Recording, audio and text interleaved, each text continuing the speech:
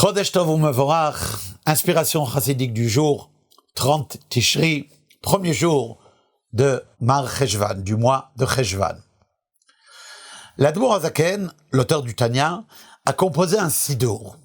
Il a utilisé plus que 60 éditions des différents sidorim pour élucider un rite de prière le plus précis, le plus raffiné, basé sur les enseignements du Harizal. C'est pour ça qu'il a écrit Alpi Nusach Harizal, selon, basé sur le rite du Harizal.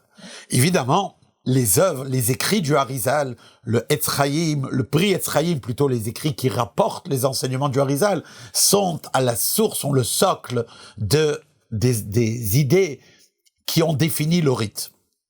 C'est ainsi qu'on peut comprendre pourquoi à la fin du Hallel, il y a là-bas un passage dans lequel le Rabbi Shneur Zalman écrit « Yesh noagim lomar acharei Hallel berosh chodesh pasuk ze ». Il y en a qui ont l'habitude, après le Hallel Rosh Chodesh, de tirer tel verset, le verset étant « Ve'avraham zaken ba bayamim », etc.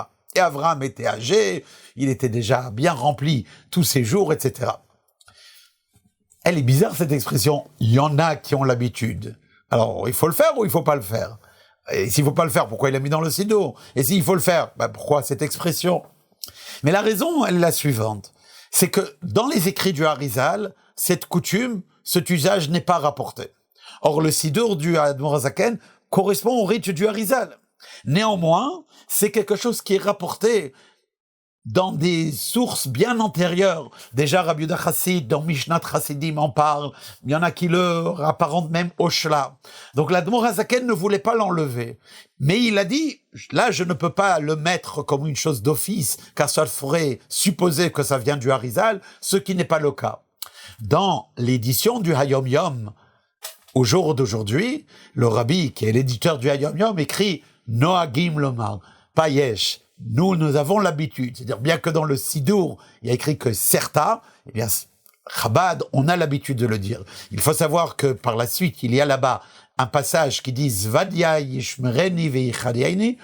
Le mot Zvadia peut faire référence à un malach, certes, certains vont dire depuis quand est-ce qu'on peut intercéder à des anges, bien que là-dessus aussi, il y a des réponses, il y a même une tchouva du Khatam Sofer là-dessus, mais au-delà de cela, il faut savoir qu'en réalité ici, le mot Zvadia fait référence à Hachem lui-même, au nom de Dieu, tel qu'il apparaît d'ailleurs dans le verset Zaken, Ba, Bayamim, Va Hachem, etc. Il y a un acronyme qui s'établit à travers différentes manières d'établir cet acronyme, qui fait donc référence à Dieu lui-même, tel qu'il donne la longue vie, et que donc dans ce nouveau mois, il nous donne une longue vie et une bonne vie. Kol Tov.